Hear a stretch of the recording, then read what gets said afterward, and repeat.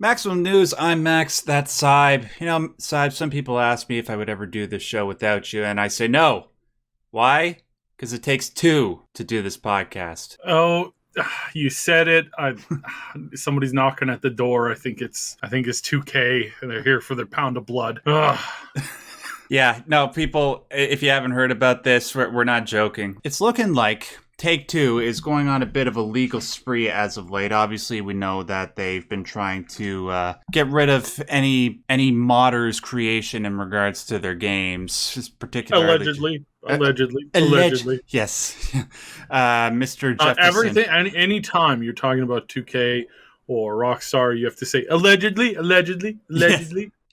And you got to say make it really clear. Everything that we say about them always is allegedly. You never trust anything that we say, because if we were to say anything that was factual about 2K, well, I mean, they would threaten us with lawyers and possibly shut us down. Allegedly. And you got to say it in the right intonation. You got to say like Mr. Jefferson from South Park. Allegedly. That was Michael Jackson, not him. Wait, what? I thought that was his nickname, Mr. Jefferson. Like, I know it was Michael Jackson. It was Michael Jackson's character who said that. Right. Yeah. Yes. Right. Okay, so anyways, Take-Two, as we know, they've been going after the modders, taking down their creations, just so they could have the monopoly on everything that they all do, even though, as we've seen with companies like Bethesda, it's clearly in their best interest to just let modders work on their stuff. But now they've just taken it to the next level of complete stupidity. According to Eurogamer, Take-Two has filed a trademark claim against the creators of a game that came out this past year called It Takes Two. Hazelight, I think is the name of the company that made that game. They're owned by EA. Well, I mean, can you blame them? I mean, It Takes Two is so much like the game that Take-Two created called It Takes Two. They didn't actually make a game that has that in the title. It's only the publisher wing that uses that as a form of reference. So, I mean, you'd have to be pretty stupid to not understand the difference between a game called It Takes Two and a publisher called Take-Two. Right. I mean, I know it's confusing for people in grade 1, toddlers, kindergarten people, and I mean, I know allegedly that a lot of the staff that run Take-Two allegedly have a bad habit of having an intellect of that level. Allegedly. But it's kind of weird that they would do that and not really kind of think things through. So I mean, it's kind of bizarre, but what can you do? Well, then again, it might not just be bizarre. They might just be a bunch of money hungry a-holes, because I can't look at this as anything other than predatory. And it doesn't just go for the game It Takes Two. By the way, you should all play that game. One of my top 20 of all time, best game that came out this past year. They're going after a whole bunch of other different phrases and trying to monopolize them, Fine Brothers style. They're going after anybody that uses the word rockstar, mafia, civilization, and social club specifically. There are a couple of other copyright claims that have been made. There's one that I kind of understand. There's one that's been made against a clothing brand called Max Fane, which is very close to the IP that they own, which is Max Payne. And I can't understand why the clothing company would call it. I don't even know what a Fane is in regards to clothes. So it's pretty close. Well, it could be from a designer whose literal name is Max Fane. I mean, that's possible. Yeah, I'm not saying that that's what it is, but it's possible. Yeah, I'm actually more upset that we haven't gotten to Max Payne 4, especially after the majesty that was Max Payne 3, which you should all play. There's a couple other ones. Think Like a Rockstar is a music book brand that actually abandoned their trademark just because they didn't want to go to court against Take-Two. Think Like a Rockstar. So I guess you can't use the term rockstar in regards to music anymore. It's exclusively for the company that makes games. There's another one, Rockstar. Which is weird. I mean, being that it is a company that, I mean, Rockstar doesn't make any, they don't ship music labels, right? Right. And somehow they've managed to now lock down the term Rockstar even against people who are musicians. So everybody who's ever called Right. themselves a rock star in history is going to have to pay up to Take-Two, as if they don't have enough money with the friggin' shark cards that they have with GTA Online. And then there's one last one, Rockstar axe throwing. Like, why? I don't. This is so stupid. It's so clearly predatory, and it's so completely unnecessary. Like, And I can give them. I think you're going to say the same thing. I can give them credit and give them a nod when they're doing this against people who make those freeware asset flip games that just ride on, basically close title or name just to get, some people to just purchase it for no reason, right? yeah. Like I get that, Yeah, you gotta because that protect is your that IP. is a problem. Yeah. But what we're talking about now isn't we're not talking about things that are logical and make sense, and we're talking about stuff where it's like it's a clothing line that just happens to have a similar title and a name.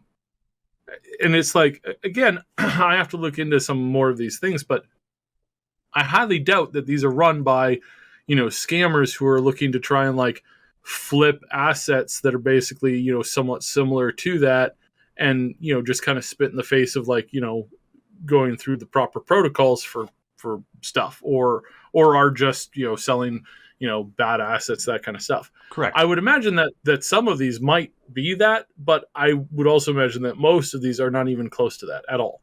Oh, And yeah. that this is just a big billion-dollar company coming in, slapping around some very tiny companies, just trying to make a name because they found something that they liked. So yeah, my point about the whole Max Payne thing was that out of all the things that I've seen that Take-Two was filing trademark claims against, that seemed like the most reasonable out of all of them. Even though, generally speaking, it's like, come on. Like, the clothing line would have to be seriously bad, like seriously awful clothing in order to hurt the IP Max Payne. And Christ, it's not like you're doing anything with it anyways. When was the last time we got a Max Payne game? Like almost 10 years ago? What are you doing with it now? Yeah. Like, Remedy seems more interested in using the Max Payne license, even though I don't think they technically can, because they're trying to, I think what they're trying to do, and this is just a theory of mine, if you're up on the Remedy verse, that they're trying to reintroduce a Max Payne type character in their next game, but it's going to be the character of Alex Casey, which is in Alan Wake. But anyways, that's a huge rabbit hole that I'll spare you guys from. Anyways, it's ridiculous. This is just further just demonstration of how awful Take-Two has always been and will continue to be, because they're in a position where they can afford lawyers, where they can act this way to people and send people to people's houses to harass them because they happen to make a mod for a game that they loved. Yeah. Sai, do you have anything else that you want to say about Take-Two? I know, lots, but within reason. Yeah, I have lots.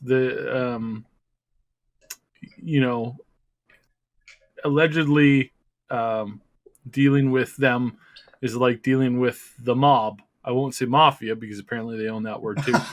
But right. Dealing with a mob of people where like they walk in and they start like, swinging the bat around going, oh, what a nice little China shop you got here. It would be a shame if we let a bull in here. Maybe you should pay up some of that protection money, or hey, maybe we're just going to take everything. That seems to be what they do. And they are very, very, very aggressive. And for some odd reason, people still support them, which is, and again, I mean, I understand not everybody wants to get involved into the, inner workings of politics on this stuff, but it's like, it's just depressing. It's generally depressing. Yeah. To see this kind of stuff go on. So.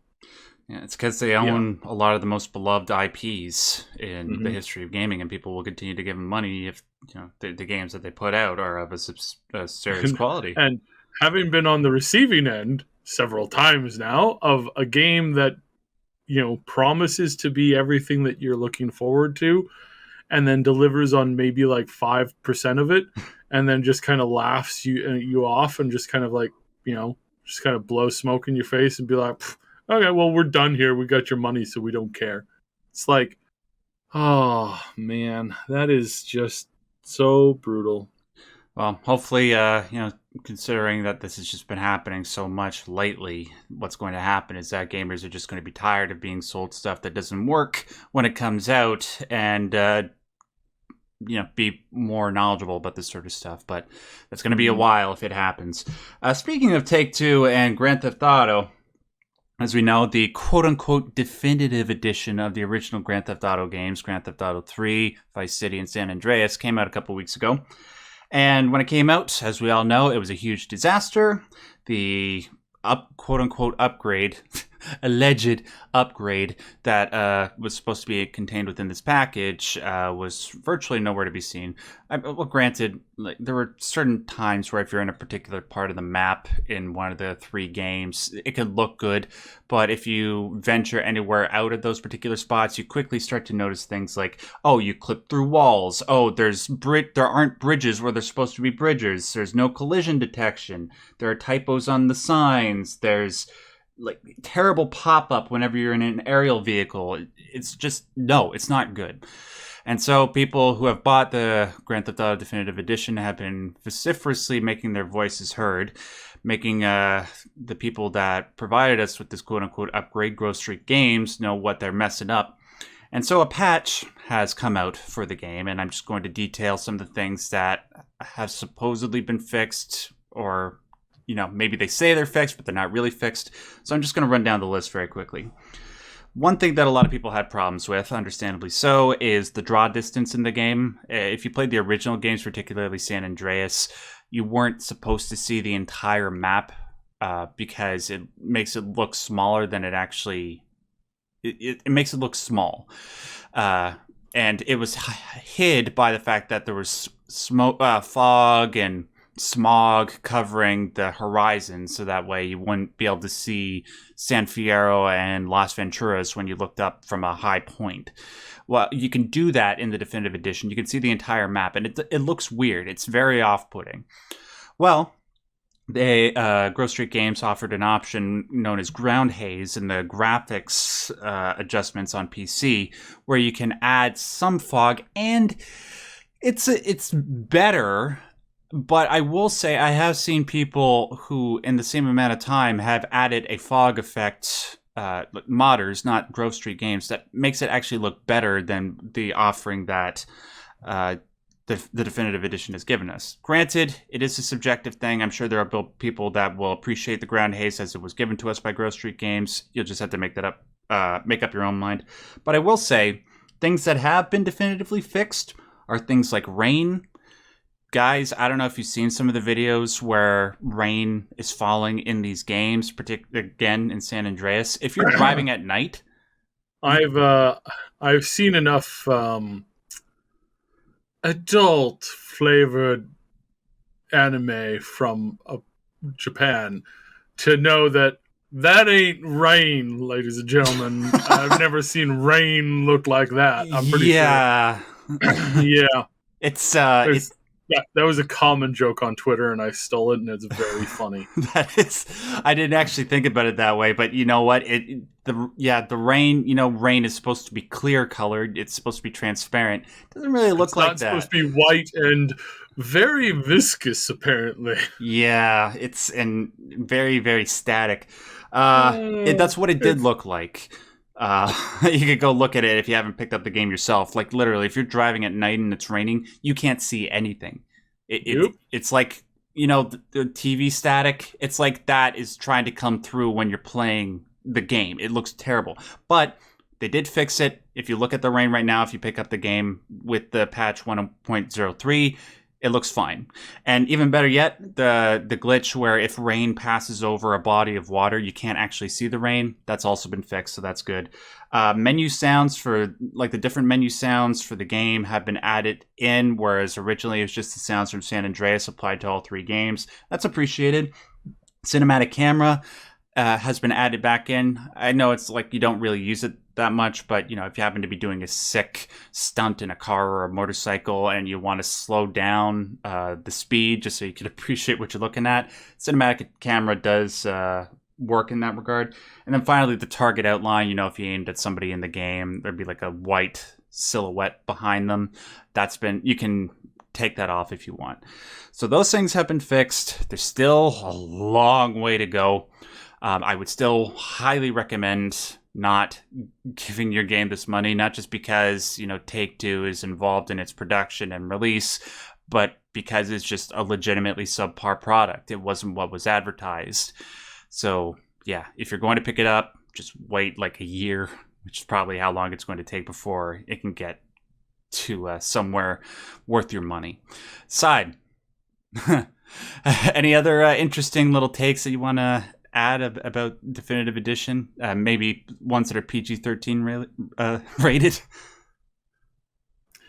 I mean, it's no. It's one of those things where it's like you know what? I understand these are some people's favorite games, and I really do appreciate the pain that people go through when the things they love are ruined. I mean, we've been seeing so much of that over the last few years. Like some of my favorite games, some of the biggest games, most important games in my life have been like somebody came in with a sledgehammer and then came in with like a sewer truck and just like went to town on the entire building. And you walk in and you're like, why did they do this? And somebody's standing there looking at you going, well, we thought it would equate more sales. And it's like, How? Like, how? I will sit here. I mean, I get maybe sledgehammer and raw sewage is probably a little bit over the top. But I mean, it just, when it comes to like just basic levels of like intellect in development, it's like it's like they took the day off. It's like, hey, we're doing this thing, and now in this thing, it's a standard for everybody to do this, and to do A, and somebody's like, you know what? I'm sick of these people. We don't need to do A. It's like, well, but sir, A is really important. It's really vital. Like it's a core concept. It's like we can do other things. Like we can add option B, C, and D and have them all work next to A, but we need that A in there. The A has got to be there because it's a core pillar to the concept, and you can branch out on it and improve on it, but you have to no. We're gonna remove it. And hey, by the way, let's get another round of cubicle crawls going. I want to upskirt some people. Woo! It's like high school never what ended. What is wrong with the level of stupid is just like, it hurts. It literally hurts so much. You feel like you're insane. Like everywhere you look, it's incompetence. And then if you try to voice concern about that incompetence, people just say that you're crazy. It's like gaslighting all over the place in the games industry. Yeah, it's sad, man. Like, I share the pain that a lot of people are feeling right now. San Andreas is one of my top 5 favorite games of all time, and to see it reduced to the state that it's in right now breaks my heart. Even though I see all these problems, I still want to play it, because it's San Andreas. But thankfully, the logical side of my brain is overriding my emotional side. Still works, thank God. Well, are we good to move on to the next subject? Yeah. I'm going to do 2 quick intros here for other stories that we're not going to get too deep on,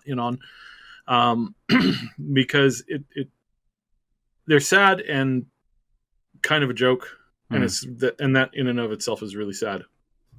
So number 1, ladies and gentlemen, press F to pay your respects to Titanfall 1. The game will be removed. It has already been removed from sale, as I understand. But it will be completely shut down, and you will not be able to ever play Titanfall 1 again anywhere. As long as the EA execs get their wish. There's even talk about, and this is really sad, them removing the game from people's libraries on Origin. Wow. And I mean, this is one of these things where it's like this is why this always online live service thing is so bad, because when the game servers are no longer profitable, you don't get an improved version of it. You don't get somebody to work on it somewhere. You don't get a version of it that you can play somewhere, sometime with people that you care about. No, it's just gone. Period. It just vanishes and you're just done. That's it. Hmm. And that it is so depressing to see that happen to games that people like. I remember when I remember I was going through some pretty dark time when it came out, but I remember when Titanfall came out, and some friends that I had were really excited about it, talking about it, excited, and they really loved it. And now that is going to be gone forever as far as what they can access. Yeah. And it's like, wow, EA, you're a slime ball. Like, yeah. You really are. Like this is, and talk about just like this game, this whole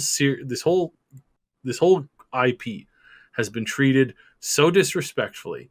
It could have been the new shooter. It could have been the new thing. But every chance EA had, they stomped on it because it just got a little too close to uprooting their big sellers. Hmm.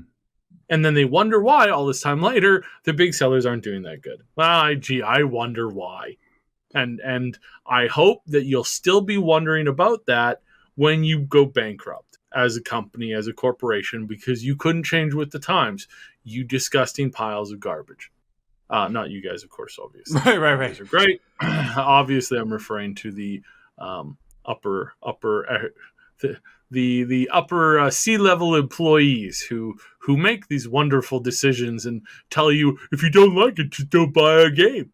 It's like, Okay. It's like the disrespect in those statements is just, and often what they're covering is just so bad. Like they just, there's no respect there for anything, especially not even what they're trying to bring in and as a replacement. It's just bad in general.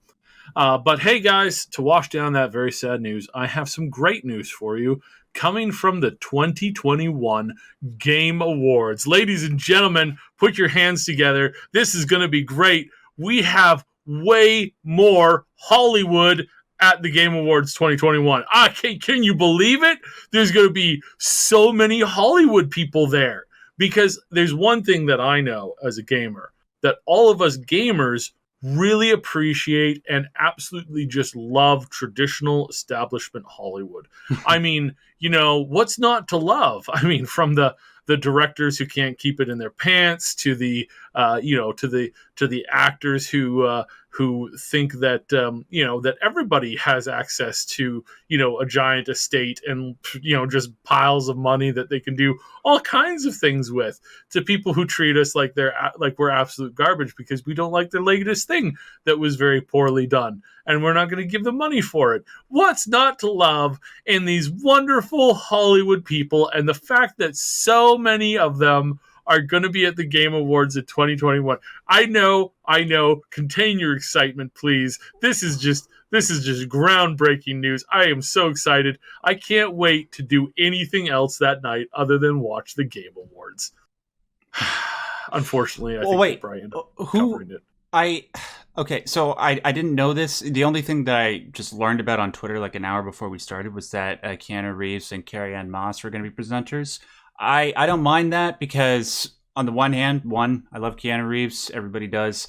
Two, apparently there's going to be the release of something called the Matrix Experience on PS5, and it's going to be within Unreal Engine 5, just to promote the new movie. So maybe that's why they're there. But aside from them, who else is supposed to be showing up? All I've heard, coming from multiple sources now, is that it's going to feel like you're on the red carpet in Hollywood, because all of the Hollywood people that are going to be there. So it's not just Keanu Reeves and one or two other people. I think we're going to see a deluge of just big name actors doing presentations for games. I think that's the new thing. I think that we're going to see it almost nonstop everywhere. And you know what, Knightley, I'll call you a hypocrite, because I very much believe we're going to see a lot of positive coverage of Activision Blizzard, even though he's been saying publicly that that he's thinking how to navigate these problems. Wait. Are you talking about Keighley? Yeah, Jeff Keighley. Oh, okay. Yeah. You said, did I say Knightley? Yeah, you said yeah. Yes. Wait. Yeah. Is he really been like diverting? He's been going on and on about how, he's thinking about how to navigate the events involvement with Activision Blizzard. Oh. Just, as a major publisher and, contributor to their thing. Interesting. So, no. Hold on a second. So what you're saying, Keighley, is that you have no problem having the guy from Hazelight Studios come onto your show and say F the Oscars. You have no problem going after Konami because of how they treated your homeboy Hideo Kojima. But when it comes to Activision Blizzard, you're gonna have to be a little bit more delicate with your approach. Yeah, he's gonna have to be very delicate and learn how to navigate the situation. It's like I get it, dude. I get it. You know what?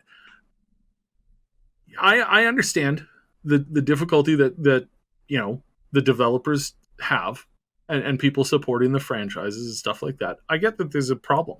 I think that it should be like I canceled my subscription to everything Blizzard.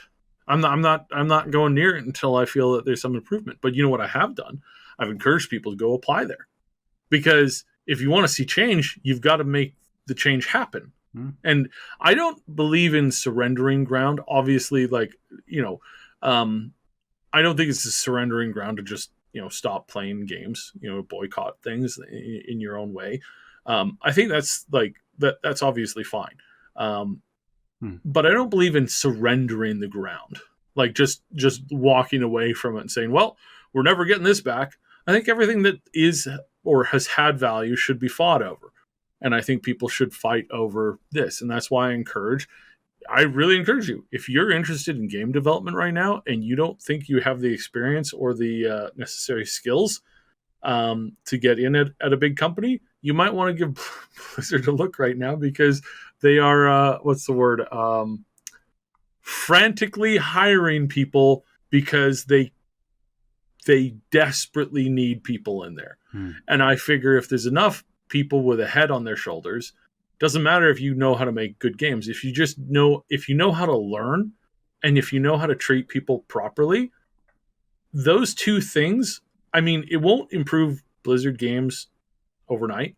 It's probably going to be a learning process. It's probably going to be a few years, but I'd rather them get people like that in there than get people in there who are hot-headed jack-A's who don't know how to, have a modicum of personal space respect, and make a mildly improved game than what we have. It's like, I don't want a mildly improved game. I want a lot of these people out. Like the people that are writing lore for some of this stuff they're more or less pathetic. There's no other way I can say it. They don't know how to write plot. They don't know how to write narrative and story. They rip things off and they don't even do it good. That was one of the things that Blizzard used to be great at. They'd rip somebody else's ideas off and they do it better. It's like they don't do that anymore. They just rip bad ideas off and just implement them very poorly, and they don't even explain it well. Excuse me. I will never serve. After serving for how many years? How many decades have you been serving? Oh Lord, give me a break. It's a good concept that somebody's like, it's like, I will never serve. They're in the writer's room and it's like, I will never serve. That's gonna be this key word that's just gonna shape the events of this story. Except you had somebody who's been serving blindly and faithfully like a little lapdog, and you've diminished their character for the last decade because you don't know how to write plot. I'm sorry, but you don't. It's horrifying. Now, as a writer, I can say that because I can see it. And most other people who enjoy the product can also see it. That's why your numbers are tanking. Yeah. So, I wonder what's going on there. Good Lord. All right, so what are the lessons we can take here? Don't play FIFA. don't play World of Warcraft. Go play Final Fantasy 14. What else? And the Game Awards. Once again, people are only going to watch them because there might be new game announcements. Come on, Silent Hill. Check out new indie games. I picked up 2 games this last week for like Cyber Monday stuff. I have been playing 2 games like crazy. These 2 games are like, there's less than like 1,000 people playing them. But they're so good. They're so much better. I'm going to give War Tales. War Tales is one. War Tales is awesome. I wish there was dialogue. I wish there was some more options in like tweaking things. But my goodness, this is a really marvelous game. I really like it. I think it's fantastic, and I think that again, it's a single A game. Don't expect the moon, but this gives me such a good turn-based strategy experience, open world experience. I really like it, and I really think most people who are into those things would like it too. There's also another. I don't normally do card games, like card RPG games, but yeah, there was another good one there that I really enjoyed that I definitely can't talk about here. So, yeah, there's cool things out there, and that's the beauty of being on PC or just kind of sticking to more indie type games, because you see cool stuff, and then you see the developers really working hard on this. There's a lot of developers that I know that have been working with that have been really pushing themselves. They started out 4 years ago just doing it on the side, and now they're full time. And in some cases, now they have a team. In one case, like 4 or 5 years ago, it was a pipe dream of like 2 guys. And now they have a company that has, I believe they just hired their 20th person on. And so it's like, and it's a big game. It's a really big game. Like it's a big game. It's not released yet. It's big. It's coming out. There's lots of people talking about it. But this is where we can look for good things. The other thing that we can look forward to, I think, is Starfield. Right. And Starfield, they had a news drop recently, and I'm not going to go through all of it because there's not too much there. Starfield is shaping up to be good, to appear to have the appropriate, like, proper way of thinking behind it, and that's cool. I like that. This is good. I think this is great. Aside, before you continue, I just wanted to say in regards to that, I had a conversation with one of my patrons earlier today, and we were talking about Starfield and how much I'm looking forward to it. And he was a little bit skeptical about Starfield, understandably so, especially after Fallout 76, and he wasn't as big a fan of Fallout 4. Could you try to explain to him why you're saying that, or people like him, why it is that Starfield is sort of has that proper way of thinking, as you say? So, first of all, Todd has come out now several times and said that they screwed up royally on 76. So I know that people are like, he didn't apologize. It's like, no, he has apologized. He's apologized as much as he legally can apologize. And I've looked into this. They did have really good return rates. Like if you had in a lot of cases, they said, I want the game returned, and they were like, no problem, keep the game. Here's your money back. Like, keep it if you want it. It's yours. And they've done a decent job in keeping that game up. And there were some definitely huge problems that were not nearly as at fault on Todd as some people give it credit for. It's like, it's all Todd's fault. It wasn't. It was like 5% his fault. The majority of it was a guy who's now dead, who made just a whole bunch of really bad things. He pushed them to do this thing, and he was going to do it so that they could sell publicly, that they could go as a public company, and they would all become billionaires overnight. And that was his plan. And then he passed away. I won't insult him. I don't like him. I don't like his work, but I won't insult the dead person like more than I normally do. But more than you normally do. Sorry, go ahead.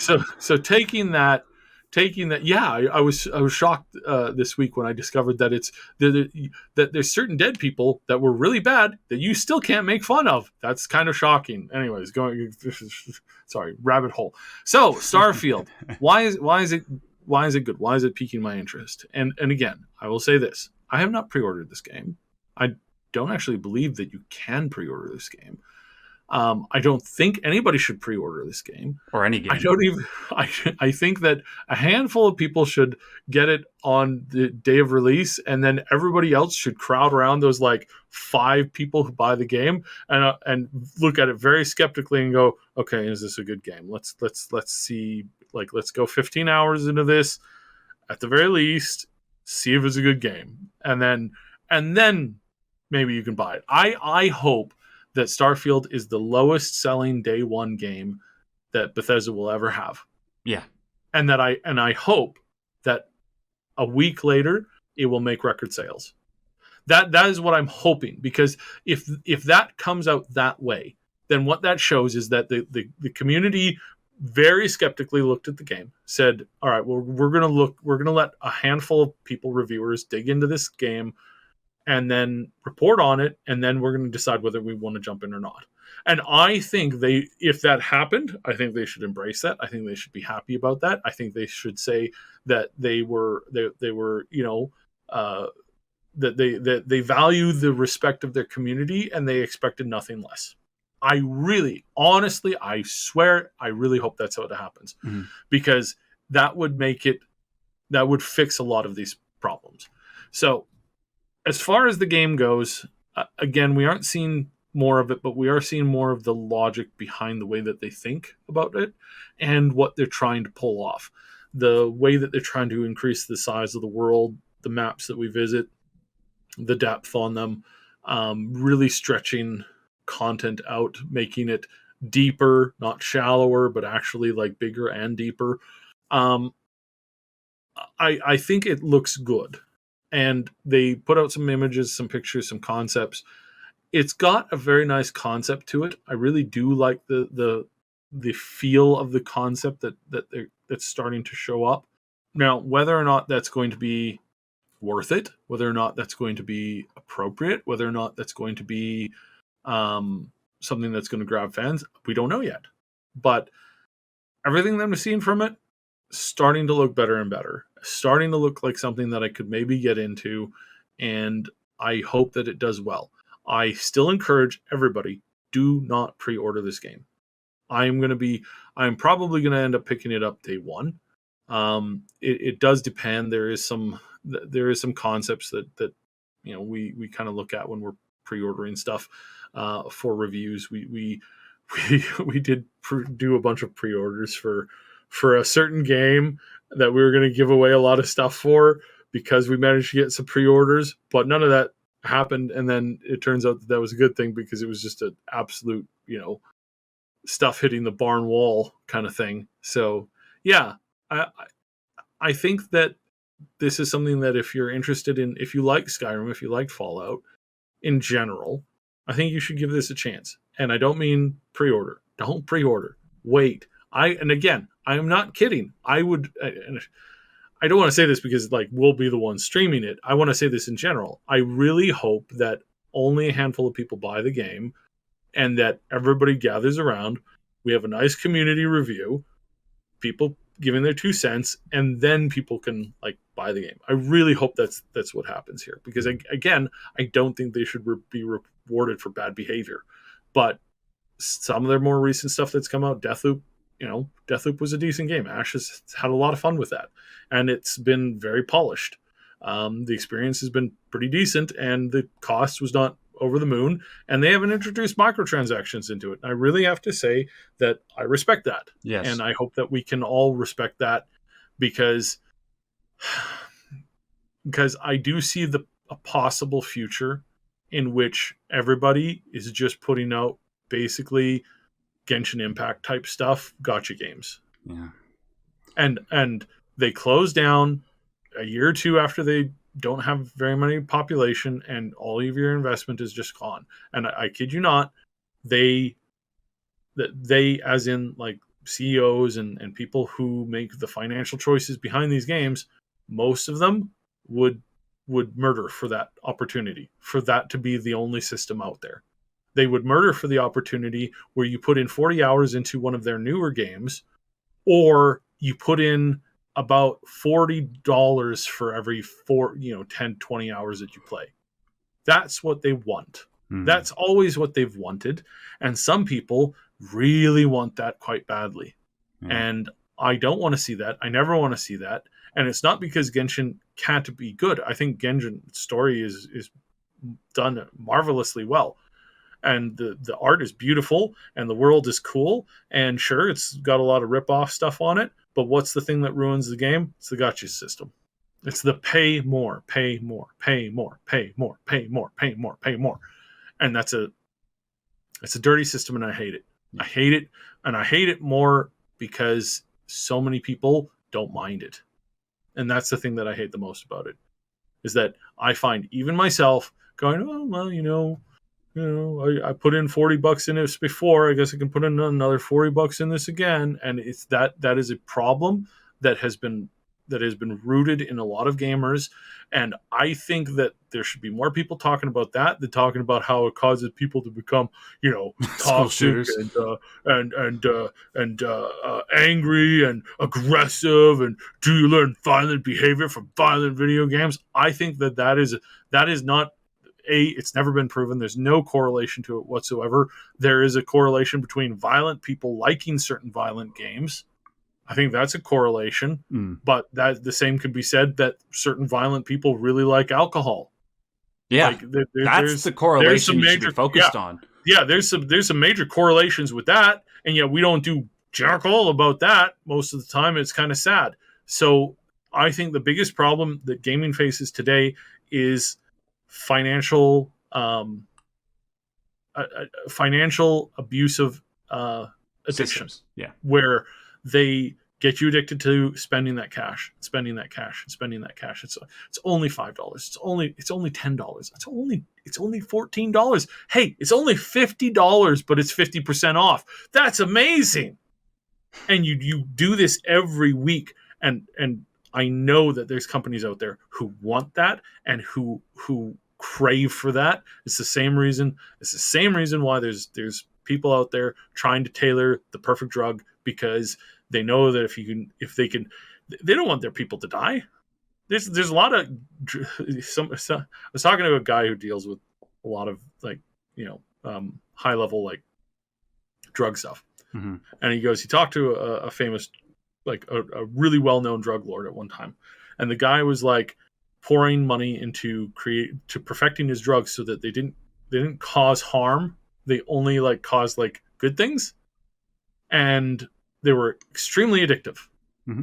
Because he said that basically he wants to create, a less unhealthy version of a Coke, a soda, and that people will just pop a soda whenever they're feeling down, or pop one of his pills whenever they're feeling down. They'll just suddenly be, happier and more proactive. And it's like that's what he wants, but that's like Soma he also wants from it to be highly addictive.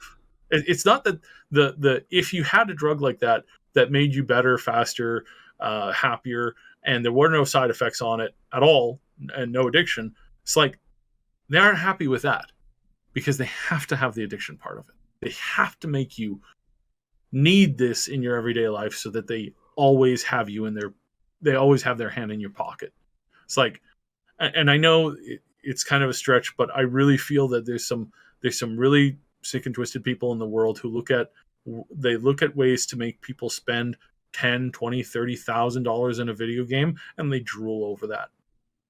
Yeah. And they're like, how can we make this a more common day experience in gaming?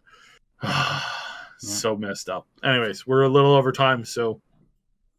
Oh, okay. Well, did you say the things that came out in regards to Starfield, though? Everything that you wanted to say? Yeah, no. There's nothing heavy to report. We can we'll get you to roll the footage in the background. It looks interesting. Okay. And it looking more interesting, but there's nothing huge. There was only one little bit about gameplay. and that's it. And it wasn't, they didn't like explain anything. They just showcased some more gameplay animation stuff. So if we know anything about Bethesda, and you're wanting to know when the first gameplay footage and gameplay details are going to come out, it's going to be at E3 2022. Easily. Well, not E3 because that's dead now. Oh yeah, no, I like for sure. There's not going to be an E3 next year. They didn't have one this year because they just financially collapsed. I really doubt they'll I really doubt that there'll be an E3 weekend where people do E3 type things. Right. But as far as the actual E3, it was highly problematic like 3 years ago, and we reported on how it was like destabilizing and falling apart from within. Trust me, all this stuff that's happened recently in the last like year and a half, it hasn't helped that situation at all. Like, not at all. It's gotten a lot worse. So no, I don't think we're going to see a air quotes E3. Right. I think we'll see an air quotes E3 type week, and I think that's fine. Right. But I suspect that we won't see anything solid. We'll see a little bit in like midsummer, and by a little bit I mean a little bit. I think it will be probably like early fall before we actually get an actual thing on it, and I'm pretty sure that'll be at their own big event that they normally throw later in the summer. Yeah, I 100% agree. Yeah. Mm-hmm.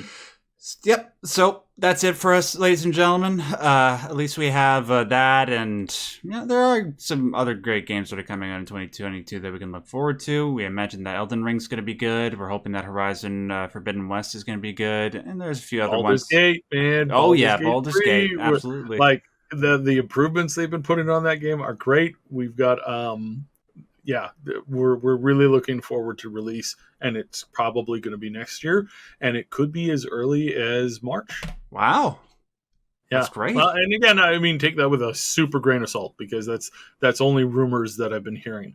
No correlation with that. That's just my, like, in the best world, we might get it in March. That's early at the absolute earliest. Probably summer, fall. Actually, probably fall. Yeah. So the point is, guys, like, despite all the sad stuff that we're talking about, there is a lot of great stuff to look forward to. Even in the next week, like, people have been saying, like, people that I trust, that the Halo Infinite campaign is going to be pretty good, and that's coming out in less than a week. So I expect to be playing that, and I'll give you my impressions on next week. And so just try to stay positive, guys. Realistic, but try to not get too depressed. So if you like this episode of Maximum News, make sure to hit that like button. It helps out not only this video, but it helps out all the other videos that are on the Triple S podcast channel. If you want to stay up to date with all of the other news that we put out on this channel, make sure you hit that subscribe button. Syb, thank you as always for your wonderful insight and your audacious sense of humor. That's why we bring you here. Thank you. Can you please tell people about the other channel and where else they can find you online? Yeah, our Game Guides channel is really the bulk of what the new content's going to be going up there as. Game Guides and a handful of like live streams. That's going to be the Triple S League. Nice.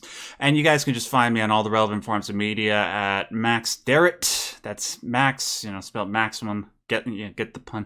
Derrat, Derrat. You can find all the links to all that stuff that we just mentioned in the description box below. Thanks, guys, and until next week when we do this again, I want to remind you, as always and as per usual, stay yellow. Goodbye.